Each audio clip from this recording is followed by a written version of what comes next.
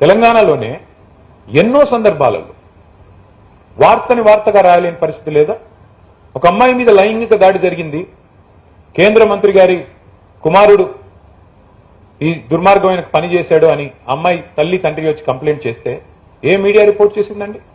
వారం రోజులు సోషల్ మీడియానే లేకపోతే అమ్మాయికి న్యాయం జరిగే పరిస్థితి ఉందా? నేను మాట్లాడుతున్న మాట తప్ప? ఏ మీడియా లగచర్లలో గిరిజనుల మీద అకృత్యాలు జరిగితే ఏ మీడియా రాసింది? నేను ఈ మాట అంటున్నందుకు దయచేసి ఎవరేం అనుకోవద్దు. వాస్తవాలు చెబితే చేదుగానే ఉంటాయి. ఈ రోజున్న పరిస్థితుల్లో డైరెక్ట్ గా శాసనసభలో బయట జర్నలిస్టుల పట్ల అసహనం వ్యక్తం చేస్తే కూడా ప్రభుత్వంలో ఉన్న పెద్దలు ఏ మీడియా ప్రశ్నించిందండి? హైదరాబాద్ సెంట్రల్ యూనివర్సిటీలో 400 ఎకరాల భూమి విషయంలో విద్యార్థులు కథం దొక్కేదాకా ఏ మీడియా రాసింది? ఎక్కడుంది పరిశోధనాత్మక జర్నలిజం? ఉందా? నేను ఈ మాట అంటే మీలో చాలా మందికి మళ్ళీ నాలో అహంకారం కనబడొచ్చు.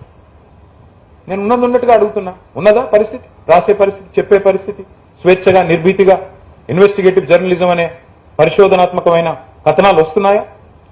వాస్తవాలు చెబితే నచ్చవు. అందుకే